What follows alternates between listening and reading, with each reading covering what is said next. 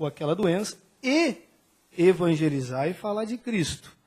Como nós falamos ontem à noite, porque não é porque você está doente, aí você não pode mais falar de Jesus. Ah, Senhor, eu vou cessar de falar porque eu estou doente, né? Eu estou desempregado. Paulo diz, a gente prega em tempo e fora de tempo.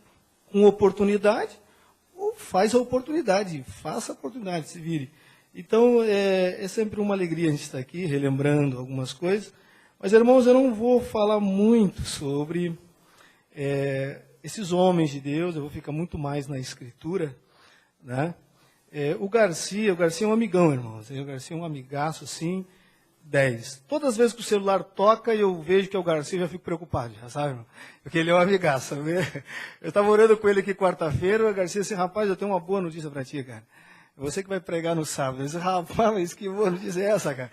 E o Garcia, esse cara simpático, e sempre quando ele me liga, é alguma coisa desse caráter, mas ele sabe, né, que pode contar e pode conversar, e a gente está à disposição para a expansão do reino e para nos ajudarmos uns aos outros, né, irmão? Nós estamos aí planejando, ver se vamos conseguir as 3 igrejas, organizar ou dar um ponto de partida para uma igreja lá de Santa Cruz, né? A gente está pensando nisso. E até agora, isso aqui é novidade, né, irmão? É um negócio que é complicado. Na verdade, eu vim aqui, os caras me encheram de fio para tudo que é lado aí, eu estou pensando até aqui. Aí está tudo na benção. Nós estamos pensando nisso, meus irmãos, e nós já tentamos reunir 2 vezes, e isso não foi possível, por um problema, às vezes, que deu com alguns irmãos, e nós temos orado assim, olha, se Deus não tem nada com esta obra, que ele então, eu não sei se é uma artimanha do diabo, né, porque às vezes é um maligno que não quer permitir isso, como nós falamos na vigília, na nossa vigília tivemos quarta-feira, os ataques do maligno contra a família, contra a igreja e contra uma nação. E esse é um ataque, né? Um dos ataques que nós falamos é que o diabo, né, Satanás, ele tenta barrar a obra do Senhor Jesus para que ela avance. Paulo disse, olha, eu tentei ir até vós, falando para os Tessalonicenses, e não foi uma vez só, 2. Mas Satanás me barrou. Então nós temos que tomar muito cuidado para a gente, às vezes, não achar que é a vontade de Deus e é uma estratégia do maligno para que o povo de Deus se reúna e concretize um projeto que está no coração de Deus. Glória a Deus, irmãos. Então vamos abrir as nossas Bíblias, irmãos, lá em Mateus, Evangelho segundo Mateus, capítulo 16. Texto que acredito que muito lido pelos irmãos, muito conhecido. Nós não vamos ficar em todo o texto, né? Vamos ficar só num versículo só, meus amados. Na verdade, 2 versículos. Vamos ficar com 2 versículos, vamos me atentar mais a um, mas vamos ler 2, para os irmãos tentar entender já na leitura o contexto das coisas que estão aqui acontecendo, né? E Mateus, capítulo 16, o versículo 17 e 18. Vou pedir para os irmãos ficarem de pé, em nome de Jesus.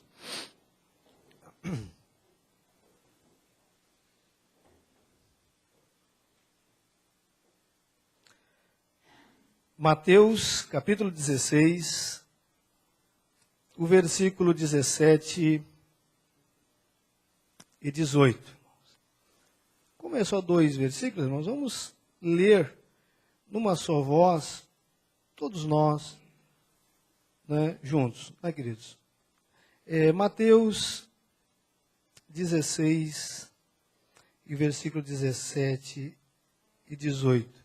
Todos juntos. Então, diz assim, então...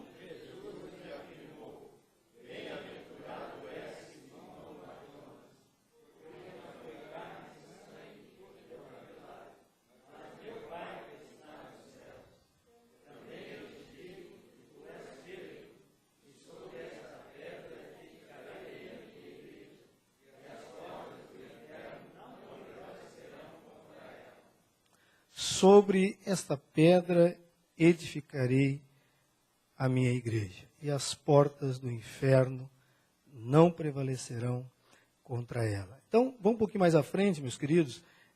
Capítulo 18 de Mateus, ainda continuamos em Mateus, capítulo 18. E o versículo 16 e 17, onde novamente o Senhor Jesus vai falar sobre a igreja, né?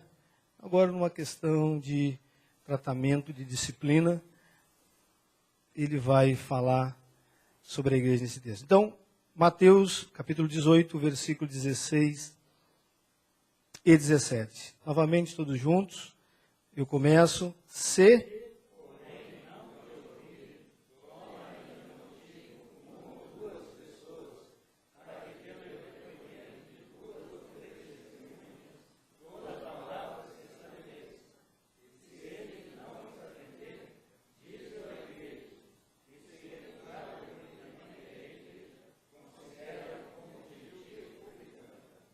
Então, diz-o à igreja, e se recusar ouvir também a igreja, considere-o como gentil e publicano. Vamos orar, queridos. Pai querido, Pai santo, nós te damos graças por esses momentos tão preciosos, Deus. Cada culto, Deus, cada serviço oferecido a Ti é algo ímpar, ó Deus. É algo que pode acontecer algo extraordinário no nosso meio, e quem não está aqui irá perder essa oportunidade, meu Pai. A Tua palavra nos mostra que quando a igreja se reuniu, aqueles 120 homens estavam lá reunidos, ó Pai, aconteceu algo extraordinário ali em Atos 2, ó Deus. E aqueles que não estiveram, acredito que existia mais pessoas já na igreja, mas não tiveram, perderam aquele momento glorioso e gracioso, Senhor. E nós estamos aqui reunidos como a igreja do Senhor, e o Senhor é o mesmo. O Senhor é aquele que fala com a tua igreja, o Senhor é aquele que exorta a tua igreja, o Senhor é aquele, ó Deus, que ama a igreja. E nós estamos aqui, ó Pai, para sermos ministros da tua casa, da tua igreja, sermos agência do teu reino, Senhor. E eu te peço, Pai, que o Senhor fale com o teu povo essa noite. Fale com a tua igreja essa noite, Pai. Desperta, Senhor, os nossos corações, ó Pai. Desperta na tua igreja os dons que estão, ó Deus, parados, os dons que o Senhor concedeu à igreja e não estão sendo utilizados, estão enferrujados. Ó Deus, em nome de Jesus Cristo. Assim como Paulo exortou Timóteo sobre o dom que o Senhor tinha dado a ele estava se acovardando. Ó Pai, que nessa noite o Senhor faça o mesmo com a tua casa aqui nesse lugar, Senhor, em nome de Jesus. Fala através do teu povo, através da minha vida, Senhor. O Senhor sabe, o Senhor me conhece, que eu possa desaparecer nesse lugar e a tua palavra, a tua santa presença, o teu Espírito Santo, vem impactar corações, ó Deus. Ilumina os olhos, ilumina as mentes e que haja conversão, ó Deus, genuína. A conversão, ó Pai, onde o Espírito Santo realmente transforma, regeneração, novo nascimento aqui nesse lugar, ó Pai, em nome do Senhor Jesus Cristo. Assim nós oramos e te agradecemos hoje e sempre. Amém. Pode se assentar, meus irmãos. Qual o horário? Até que hora eu vou, meu irmão? Para me saber. Porque o meu problema não é começar, meu irmão. O negócio é parar, né? O negócio é começar. Mas, irmão, nós estamos então, meu irmão, diante de um texto, acredito eu, muito conhecido de muitos irmãos, conhecido de muitos pastores, conhecido de muitas igrejas, ou se dizem igrejas. E esse é um texto, irmãos, que para nós, para a igreja do Senhor Jesus, aquela que ele chamou, aquela que ele lavou no sangue, ela tem, esse versículo tem esse versículo 18 tem uma força, irmãos. Porque se nós entendermos esse versículo 18 de Mateus 16, todas as demais coisas da igreja fica fácil. Se nós não despertarmos para esse versículo 18 de Mateus 16, todas as demais coisas da igreja serão problemas. Porque aqui é a fonte. Por que aqui é a fonte, irmãos? Porque é a primeira vez que aparece na Bíblia, nos evangelhos, e é interessante, nos 4 evangelhos, só em Mateus 18 e Mateus 16, que aparece as palavras igreja. E todos os demais evangelhos não aparece. Vai aparecer nas cartas do apóstolo Paulo. E a primeira vez que aparece no capítulo 16, sai da boca daquele que tinha que sair, que é do Senhor Jesus. É Ele que diz, é Ele que fala, é Ele que pronuncia e anuncia aquilo aos discípulos. E aí, irmãos, ele deixa algumas verdades que, dependendo da interpretação, fica comprometida.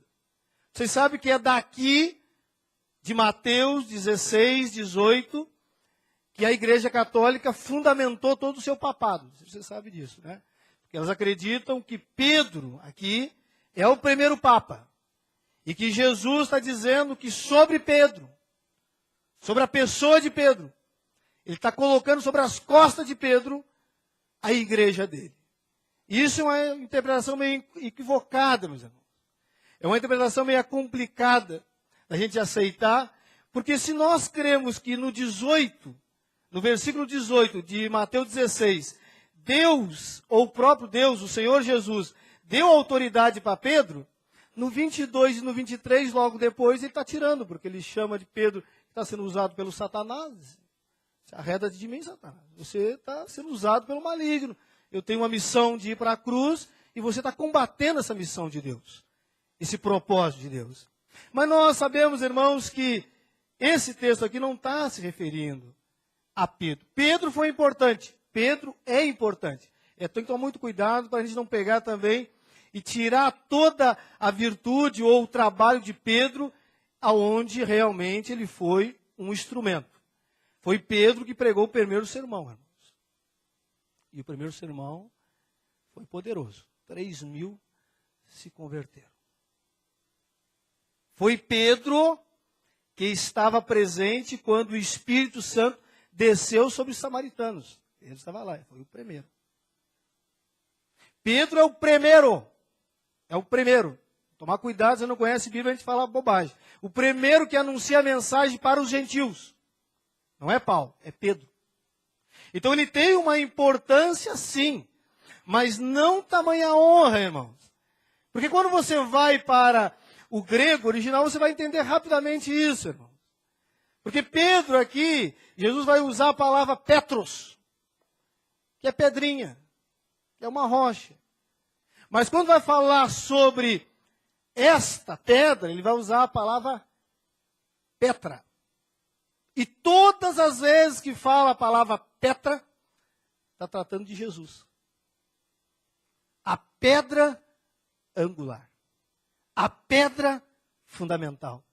E só aparece Petros para falar de Pedro. É uma maneira de trabalhar as palavras.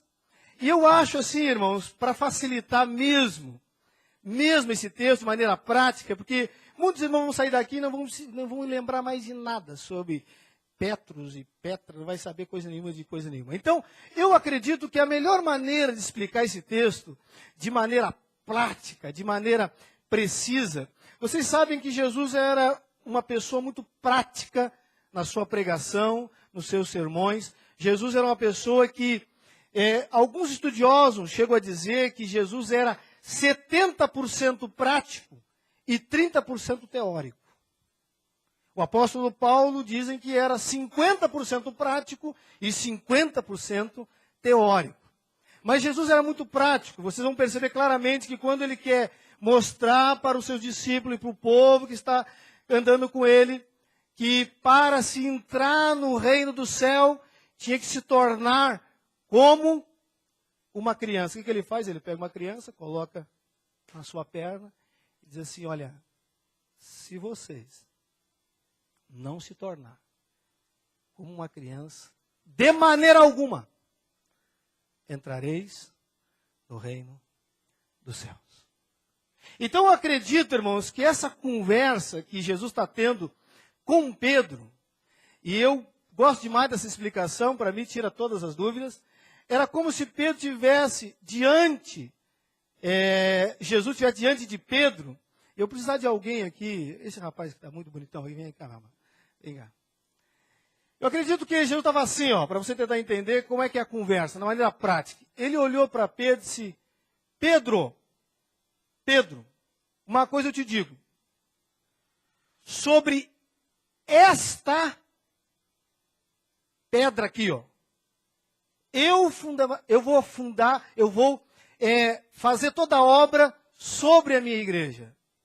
Entendeu, Pedro? Entendeu? Sobre essa pedra aqui, Pedro. É uma maneira prática de falar. Entenda, Pedro, não é sobre você, sobre esta pedra aqui.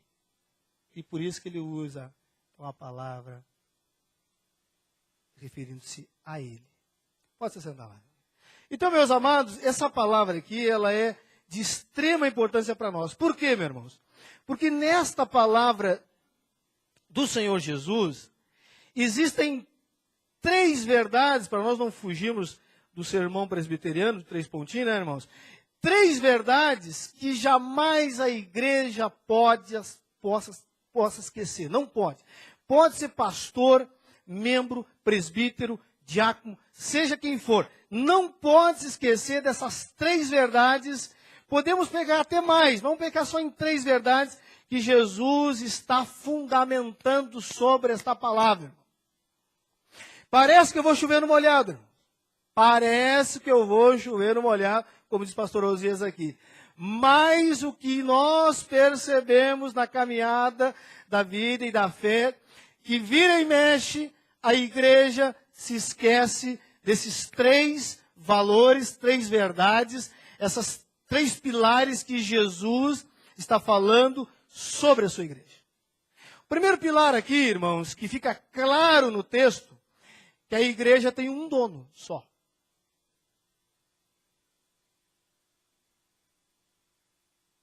Ele diz, Pedro, a minha igreja. Jesus nunca deu, irmãos, liberdade para ninguém.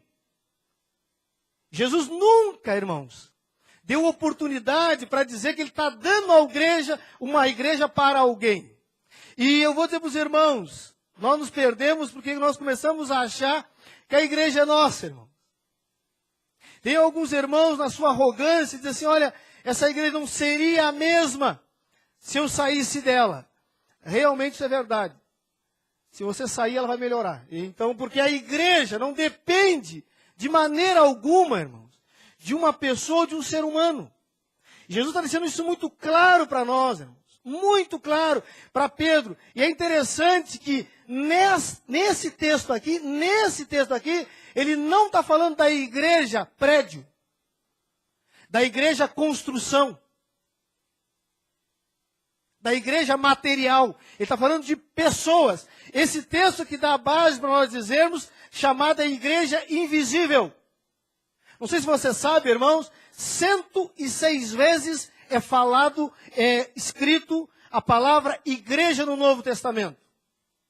90 delas é usado para a congregação.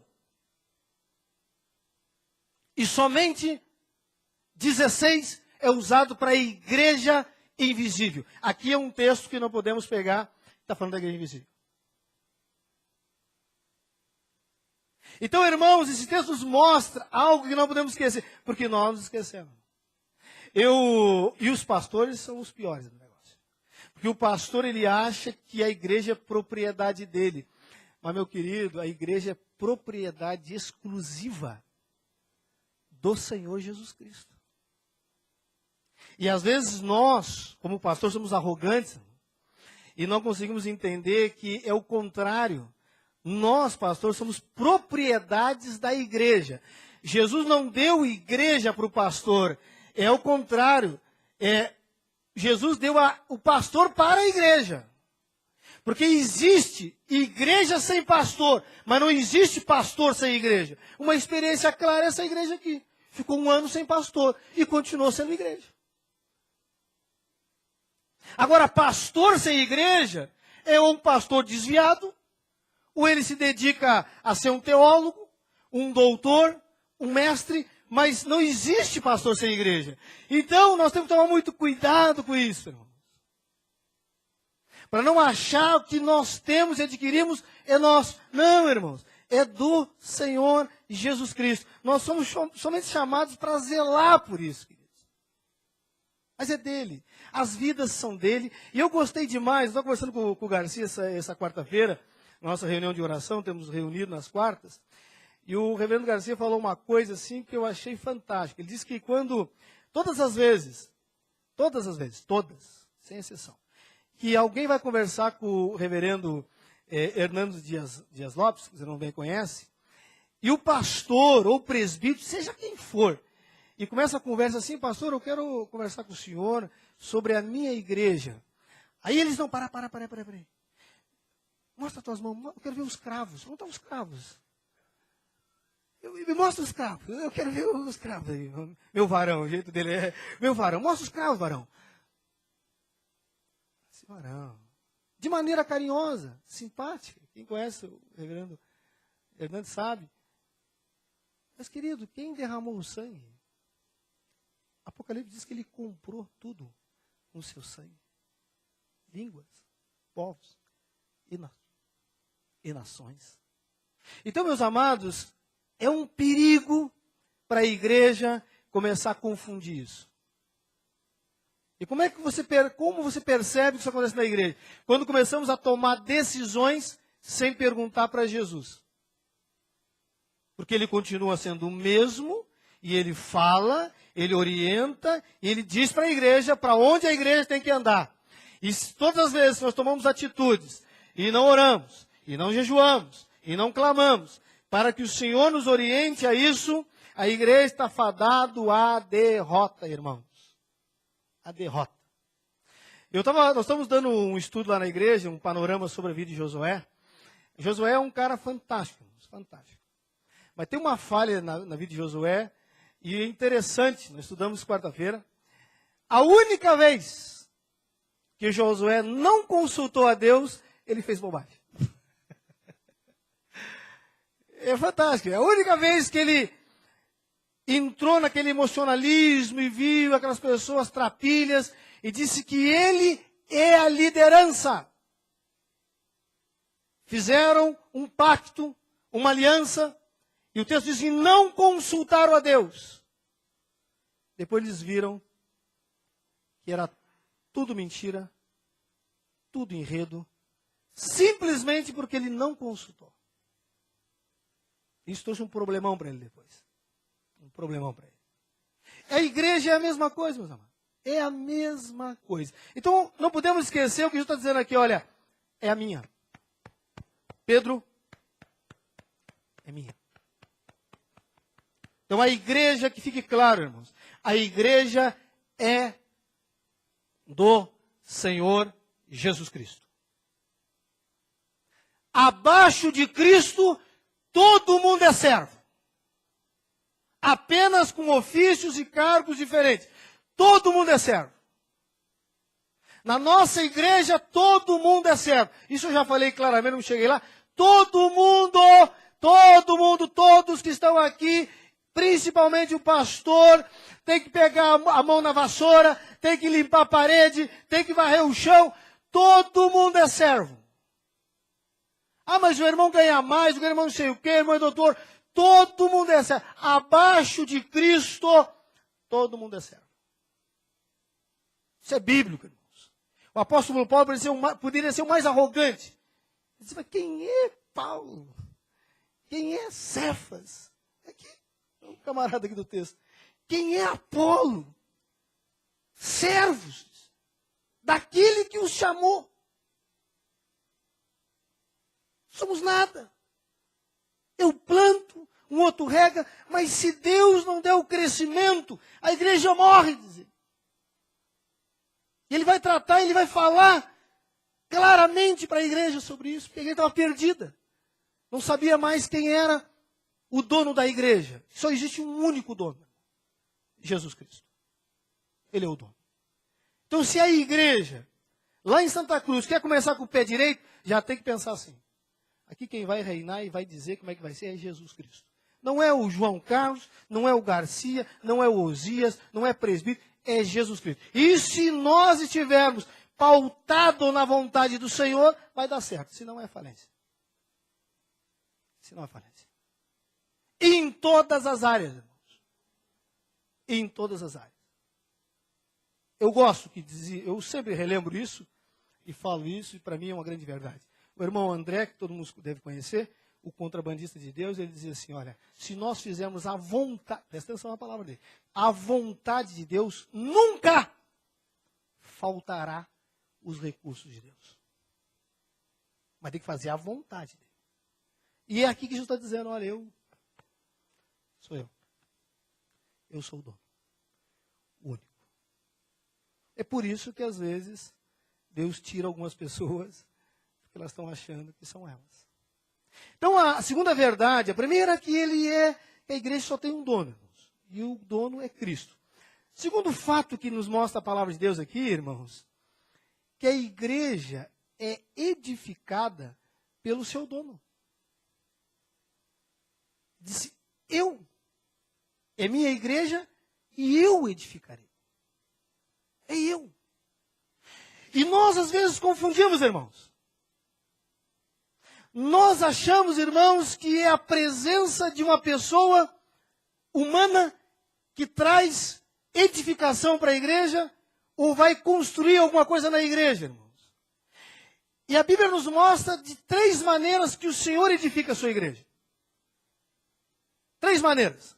A primeira delas, que é muito claro nas Escrituras, é que ele edifica a igreja pessoalmente. Irmãos, eu estou pregando a mensagem aqui, muitas pessoas, eu acredito nisso, vão se renovar na fé, vão entender muita coisa. Saindo daqui, cada um vai para suas casas. E o Senhor Jesus é o que vai contigo, falando ao teu coração através do Espírito Santo, te consolando, te fortalecendo, abrindo portas.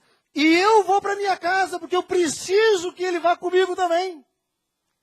Ele é um Deus que edifica pessoalmente.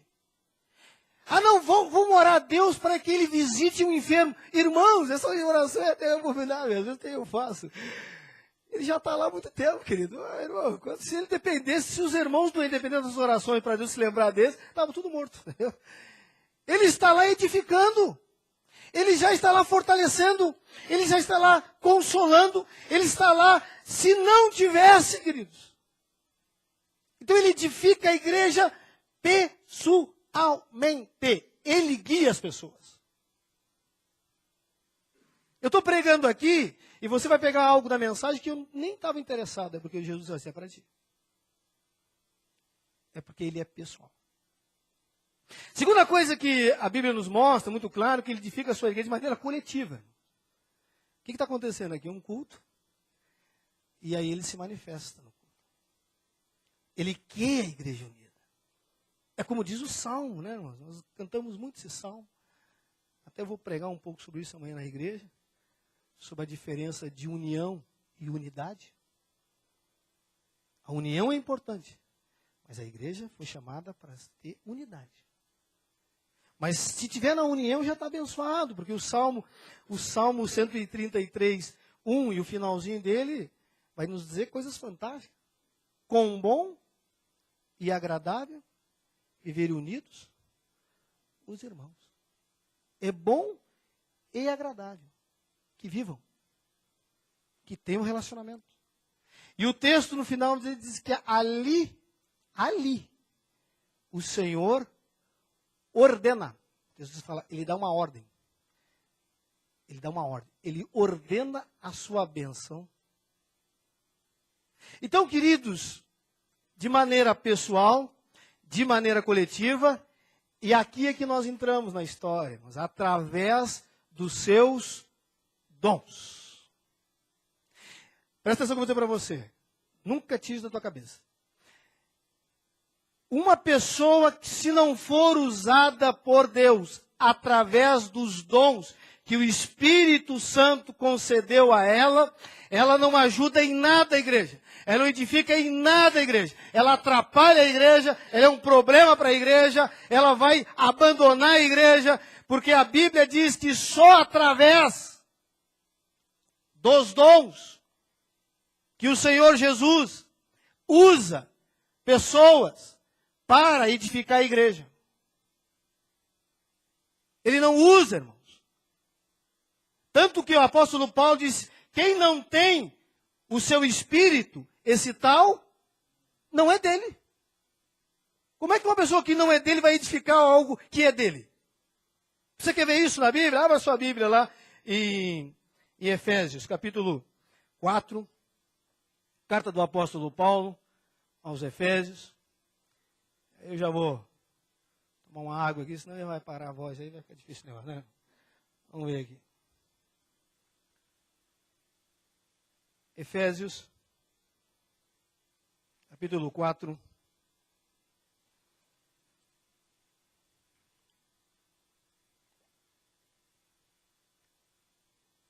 Olha como é que Paulo fala esse texto.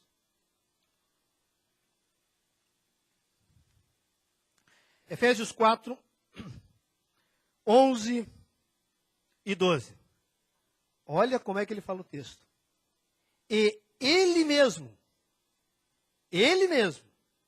concedeu uns para apóstolos, outros para profetas, outros para evangelistas e outro para pastores e mestres, com vista ao aperfeiçoamento dos santos, para o desempenho do seu serviço, e para a edificação do corpo de Cristo, que Ele mesmo concedeu. Aí alguns irmãos, não, é que Deus, os dons não existem mais. Às vezes vê pastor, não, dons não existem mais. Irmãos, tem uma diferença dos dons não existir e de Deus não querer usar os dons. É diferente. Se você acredita que os dons não existem mais, então nós queremos num Espírito Santo defeituoso. Nós queremos num Espírito Santo que está que nem o ícone ali do Colorado, né? O Saci só com uma perna só, né? O Saci. Porque não existe, irmãos. Se eu não creio nisso, quem vai me dizer, quem você vai convencer que você é pastor pelo Espírito Santo também? Você pode estar na carne. Então, irmãos, se não for pelos dons, isso é perigoso, irmãos. Isso é muito perigoso na igreja. Eu fiquei sabendo de um presbítero, Gudson, está lá em Brasília agora. E olha, quem conhece o Gudson sabe que o Gudson é um cara reservado, né? O Gudson é um cara assim, até perigoso. Os irmãos estão gravando isso aí, o Gudson escuta isso aí, se eu falar ele vai até me matar depois, né? Mas o Gudson é um presbítero, foi presbítero lá na igreja há muito tempo, fui presbítero com ele, e um cara muito reservado, um homem muito reservado, um servo de Deus, um homem ilibado no seu testemunho. E ele disse que ele chegou em Brasília, e na igreja, numa igreja, não sei se era dele ou com a igreja que estava conversando com um líder espiritual lá, e o líder disse para ele assim, sabe, Gudson, há muito tempo eu não acreditava que Deus fazia milagres, que Deus realizava coisas assim sobrenaturais. E um dia foi dissipado isso do meu coração. Olha o Gudson falando isso, eu nem puxei o assunto, ele falou esse negócio aí. Ele disse assim, e aí esse irmão, um dia questionando Deus, você existe, Senhor, o Senhor age desse jeito, o Senhor faz as coisas, realiza essas coisas maravilhosas. E ele questionando, irmãos, e um dia ele disse que ele está numa rodovia, viajando, e o carro estraga. Para tudo. E ele com a família, e ele, quando o carro parou, ele disse assim, é hoje que eu vou fazer uma prova de Deus. Ele disse assim, fez uma oração, disse, Deus, se o Senhor realmente realiza coisas extraordinárias, milagres, eu vou descer desse carro Não vou falar com ninguém, não vou pedir ajuda para ninguém.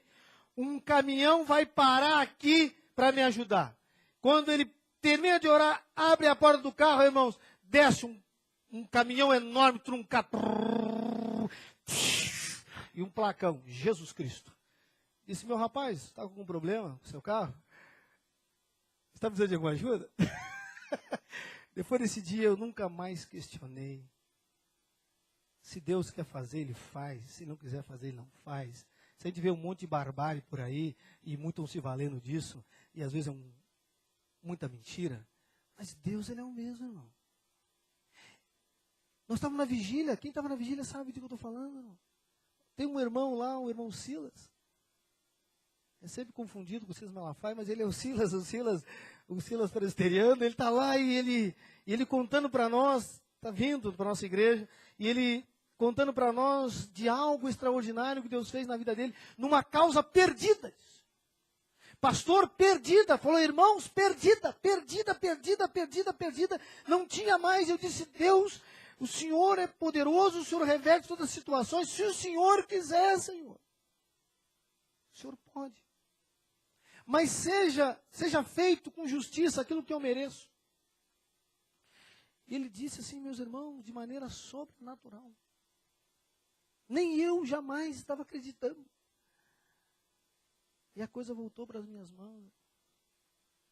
Muito mais do que eu imaginava. Isso eu preciso falar isso para os irmãos. Eu preciso dizer isso para os irmãos. É uma experiência que eu tive e tenho que edificar a igreja com isso.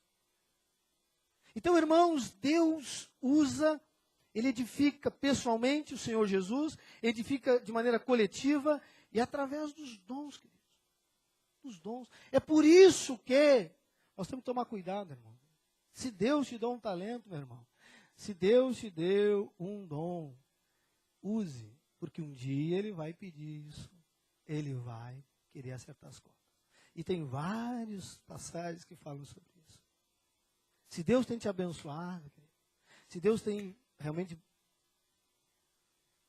feito algo extraordinário na tua vida e você percebe que é a mão de Deus, não endureça o coração. Use isso para o Senhor. Use isso para a obra de Deus. Use isso para edificar a igreja, porque é o Senhor que está te dando. Ele usa os dons. E para encerrar, queridos, terceiro ponto que Jesus deixa claro, verdades que nós nunca devemos esquecer. A primeira é que Ele é dono da igreja. Ele é o dono. Segundo é que é Ele que edifica. É Ele que edifica. É Ele que levanta. É Ele que perdoa. É Ele que chama. É Ele, sempre é Ele, irmãos. Sempre é Ele. É Ele. É Ele que foi até os discípulos e chamou um por um. Foi Ele. Não é, como diz o próprio apóstolo João, ele falando, e João escreve isso, não fostes vós que escolhestes a mim. Mas fui eu que escolhi. Sou eu. Então ele chama e ele edifica. E para encerrar, queridos, ele deixa claro nesse texto aqui, que é um reino. A igreja é um instrumento inabalável. E eu acho fantástico que ele usa no momento certo da igreja invisível. Ele não está tratando aqui da igreja congregação. Isso o apóstolo Paulo faz muito bem. E aí ele senta o porrete às vezes porque a igreja está corrompida. Nós falamos aqui sobre a reforma de uma igreja corrompida. Mas não é essa aqui que ele está falando. Essa daqui ele diz assim, olha, as portas do inferno não prevalecerão. Presta atenção, tem alguns irmãos que entendem de maneira errada o texto. As portas é do inferno, irmãos, não é da igreja. As portas do inferno é uma linguagem militar, é uma linguagem de batalha. Não sei se vocês sabem, naquela época, irmãos, qual é o reino que era poderoso? Quem tinha os muros mais fortalecidos e tinha os portões mais fortalecidos. E quem tinha os portões não conseguia entrar lá dentro. Era Jericó. Se Deus não age de maneira poderosa, milagrosa, para derrubar os muros, o exército jamais conseguiria entrar lá dentro. E Jesus usa essa linguagem militar, diz, olha, as portas do inferno. O diabo que acorrenta almas, que oprime pessoas. Esse reino não vai prevalecer e não vai conseguir parar a obra minha. Nós confundimos às vezes, a congregação não tem nada a ver com aquilo que Jesus está dizendo aqui. É o reino. É a igreja invisível. É aquela que ele vai chamar naquele grande dia. É um reino inabalável, irmãos. É um reino inabalável. Se fosse, irmãos, por causa do homem, o único lugar que nós não gostaríamos de estar, às vezes, é numa igreja, numa congregação humana. Porque às vezes o pessoal te machuca, te fere, te caluniia, te polia pelas costas. Mas porque você faz parte da igreja, essa igreja aqui, você não vai embora. Você perdoa, você chora, você geme, porque você sabe que nessa igreja que o Senhor está falando, o teu nome foi colocado no livro da vida. Então ele diz que essa igreja aqui, essa igreja que ele falou em Mateus 16, versículo 18, nada pode abalar. Nada. Pode as leis ser aprovadas para a profanaria, para as coisas erradas, para aquilo que é abominação aos olhos de Deus, mas isso jamais vai fazer com que a igreja recue. É por isso que João vai dizer que a chave das portas do inferno e da morte estão nas mãos de quem? Jesus Cristo. Ele tira uma pessoa da onde ele quiser, a hora que ele quiser, porque depois que ele morreu, ressuscitou, o diabo está vivendo de aluguel até hoje, irmãos. Porque o proprietário do negócio lá é Jesus. Quem tem a chave é dono do negócio. Ele tem a chave, irmão. O diabo está vivendo de aluguel e vai ser tudo exterminado naquele último dia, no julgamento final. É um reino inabalável. É aquilo que Paulo vai dizer em Romanos. Vocês sabem, vocês conhecem o texto. Vocês falaram aqui, né? Senhor, derrama o fogo em mim. Isso aí é perigoso orar na igreja presbiteriana, porque isso pode que Deus faça mesmo. Aí o meu irmão fica assustado com esse negócio, né? Mas Romanos, irmão, 16, e o versículo 20, fala uma coisa fantástica. Romanos 16, 20 diz assim, ó. E o Deus da paz, em breve. Olha como é que Paulo diz. E o Deus da paz, em breve, esmagará o diabo debaixo dos vossos pés. Ele diz assim. Isso ele está dizendo o quê, irmãos? Que o reino das trevas fica debaixo dos pés da igreja. O reino das trevas jamais poderá um dia querer ou pensar que pode eliminar ou parar a obra do Senhor Jesus. Pode até querer barrar, mas não pode parar. Isso é uma promessa de Jesus, irmão. Por isso que pastor derrotado eu fico nervoso. Não posso ver. Pastor reclamando e derrotado eu fico nervoso. Eu fico nervoso porque esse cara não está orando. Esse cara nem crente acho que é. Porque, irmãos, Jesus disse, olha, está nas minhas mãos o negócio. Eu estou no controle. É comigo. A única coisa que bota medo, irmãos, presta atenção com os irmãos, a única coisa que bota medo no maligno, nessas portas do inferno, é a igreja do Senhor Jesus, não por causa dela em si, mas por causa do dono da igreja. Do dono da igreja. Diz que o nome dele está sobre todo o nome. Então é por causa dele. Então a igreja precisa ter medo, porque é um reino inabalável. Valorize a igreja, meu irmão.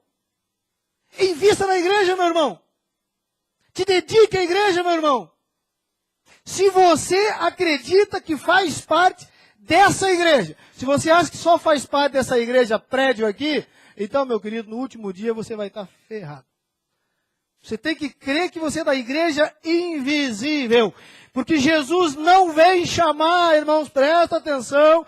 Paulo deixa muito claro isso nas suas cartas.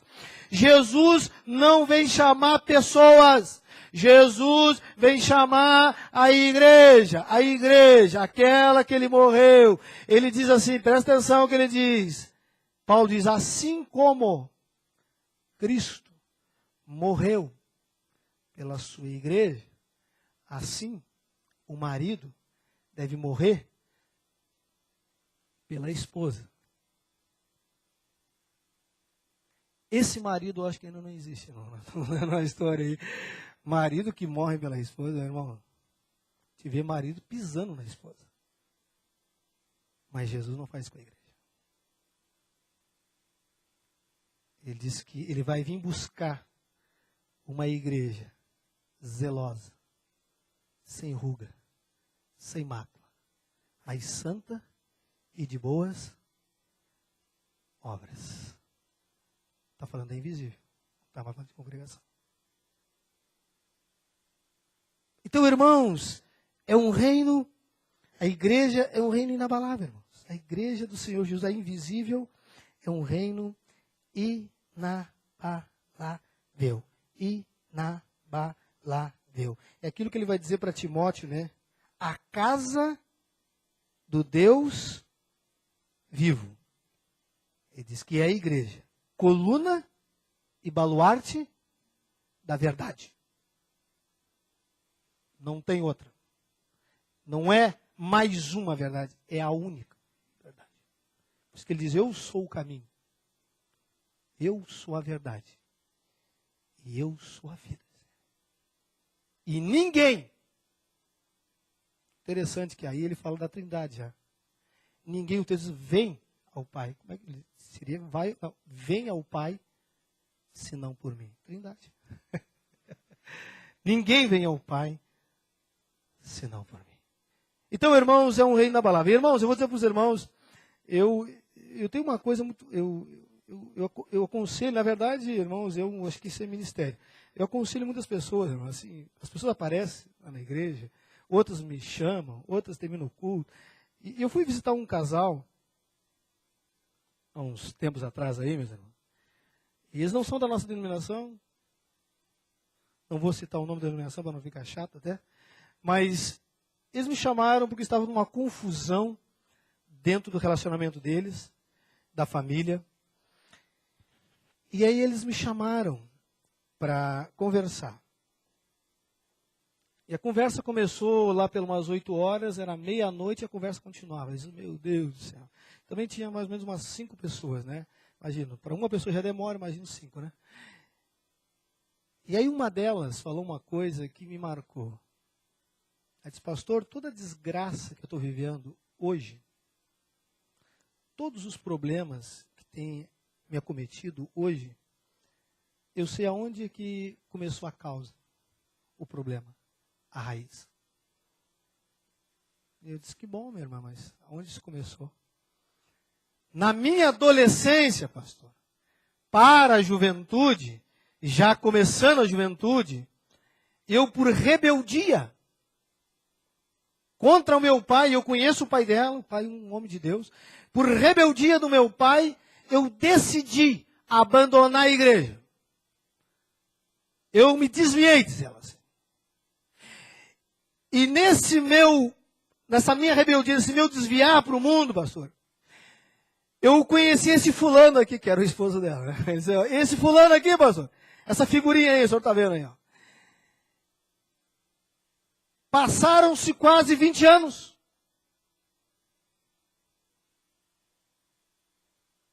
E eu voltei e estou em Cristo novamente. Só que ele não voltou. Todos os problemas que eu tenho, as dificuldades que eu tenho, eu sei que começaram no dia que eu inventei de abandonar a igreja, de abandonar as coisas de Deus, de abandonar e caminhar a passos largos para o mundo. E aí eu constituí família desorganizada, tudo desorganizado. E hoje eu estou já com uma idade avançada, o senhor está sabendo, e estou vivendo problemas que poderiam ter sido evitados lá no começo. Mas não posso mais mudar isso. Graças a Deus que eu voltei para Cristo. Graças a Deus que o meu marido, que só deu problema até então, agora se converteu também. Mas nós estamos vivendo alguns problemas de consequências lá do passado. Então, meu querido irmão, minha querida irmã, e você jovem, se você acha que na igreja não encontra muita coisa boa, no mundo não tem nada. Quem viveu no mundo sabe o que é o mundo. Eu não nasci num lar cristão. Tivemos um encontro de casais lá na nossa igreja, e a Solete, cada casal, eu tinha que contar uma desgraça e o outro tinha que contar uma coisa boa na trajetória de vida, né? E aí a Solete, eu contei uma desgraça, né? Que o homem guarda muita desgraça, né? Então deixar para as mulheres contar as coisas boas, né? Aí eu contei uma desgraça que marcou muito o nosso relacionamento e ela contou uma coisa boa. A melhor coisa que aconteceu para nós foi a nossa conversão. Melhor. Porque eu e meu esposo já estávamos prestes a nos separar. Para você tentar entender, eu já estava com as malas feitas. Foi aí que Cristo nos trouxe pela mão até a igreja presbiteriana. Glória a Deus. Também tem testemunho na igreja presbiteriana. Eu só não falo, mas tem. Tem muita coisa acontecendo. Eu conto muito, na verdade, eu conto até demais. Mas eu quero dizer para os irmãos é que, queridos, se você acha que não tem nada na igreja, no mundo você vai encontrar o príncipe, como disse Jesus, deste mundo. Deste mundo. Então, meu amado irmão, minha amada irmã, nunca se esqueça nessas palavras de Jesus que foi o primeiro a falar e colocar a palavra igreja. Foi o primeiro. Ele diz, olha, eu sou o dono. Eu sou o dono. Eu é que mando. Sou o único dono. Ele vai dizer, é eu é que edifico. Eu é que vou construindo essa coisa e isso vai se tornar. Eu é que chamo. Eu é que transformo. Isso nos tira até um peso das costas. E ele finaliza assim, olha, vocês não precisam ter medo. Porque as trevas é um reino inabalável. Você pode abandonar a igreja continua. Vamos pegar a reforma. Começou bem lá atrás. John Hus morreu queimado. A igreja continuou. Lutero morreu. A igreja continuou. Calvino morreu. A igreja continuou. John Wesley morreu. A igreja continuou.